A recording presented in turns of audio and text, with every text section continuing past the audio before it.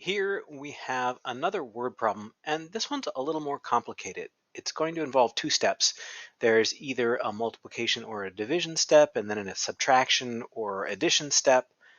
And your job is to figure out, which steps are needed and what order to go in.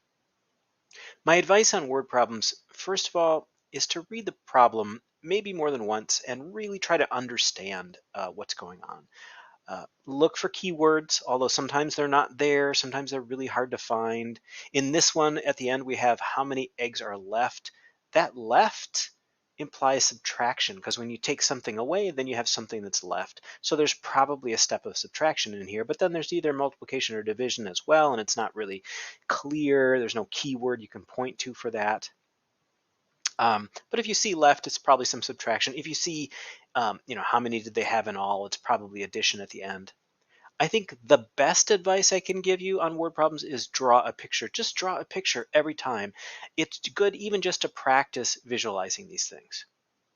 So let's try to follow my advice here. And first, we're going to read this carefully and slowly and see if we can understand what's going on. It says the Foster family bought 6 crates of eggs. Okay, they bought a lot of eggs. All right, last week. Each crate had 12 eggs. Okay, I guess that's, I call them a carton of eggs, but whatever, a crate then has 12 eggs in it. Since then, they have eaten 25 of the eggs. How many eggs are left? Okay, so to find out how many eggs are left, I guess we would need to know how many eggs they had in the first place. And I think that's going to be a multiplication problem because they had 6 crates or cartons with 12 each. So that's 12 6 times, or 6 times 12.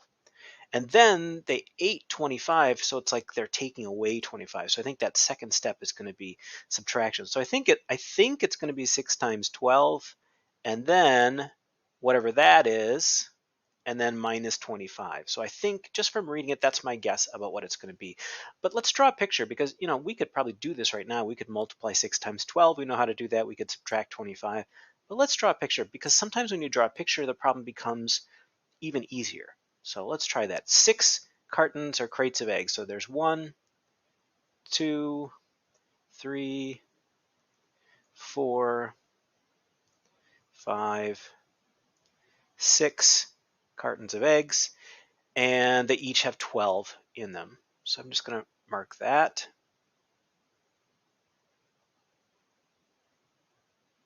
Okay.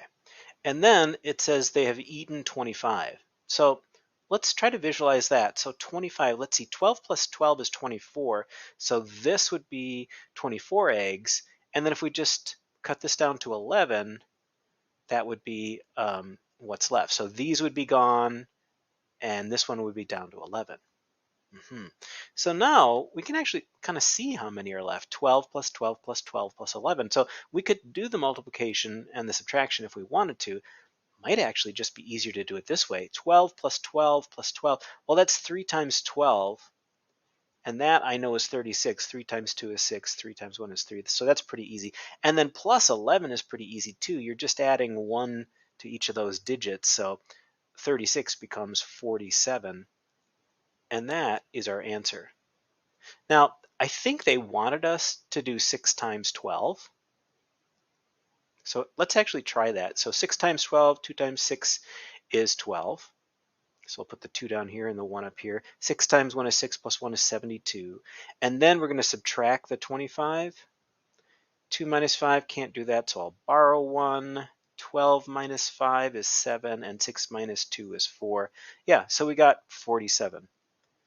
I think the way we worked ourselves into by drawing a picture was a little bit easier, but I'll let you decide. You could solve that one either way.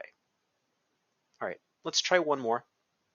So this one says, Dan brought 18 packs of cola to a party, and each pack had 8 cans. Okay, so 18 8 cans, that's a lot. Lisa brought 7 cans of juice. How many cans did they bring in all? So that in all makes me think the last step is addition there. So Lisa brought 7 more cans. You're going to add that to this total. So reading this, I think since it's 18 packs that each have 8 inside them, I think it's 18 times 8. and then plus 7. So if I wanted to draw this, I would make 18 8-packs, right? So there's an 8-pack. Let's see, can I copy and paste this? Let me figure out how to do this, because 18 is an awful lot. Some problems are easier to draw than others. 1, 2, 3, 4, 5, 6, 7, 8, 9, and then we'll copy 9, and that'll be 9 times 2, that would be 18. Okay, oops, where'd my mouse go? All right, and we'll copy that. Okay, so let me move that down here. So here's our 18 8-packs. Let's zoom back in here. And then we've got plus 17. Oops, let me get my pen back. Sorry, plus 7, I mean. And that is a visualization of our problem. And, looking at this, I don't think there's any easier way to do this than just doing 18 times 8 to get the number of cans in all those 8-packs, and then add 7 to that. So let's go ahead and do that. So first of all, let's see, 8 times 8, that's 64. So I put the 4 down here and I carry the 6. And 8 times 1 is 8, plus 6 is 14. So that's 144 plus 7. And 144 plus 7, so 6 more to get to 150, plus 1 left over, 151. Okay, so that's how many cans there are. Now, I think I could have done this multiplication problem in a slightly easier way. I could have realized that 20 is pretty close to 18 and done in my head 20 times 8. And for that one, it's pretty easy to do in my head. It's 8 times the 2 is 160. Well, 8 times 2 is 16, and then you put the trailing 0 on to make 160. But I increased this by 2 eighths, so I would subtract 16, and that would give me 144. So that's another way to reach that same 144. And then we'd add the 7 on and get 151. So that is a little bit of work with word problems that involve more than one step.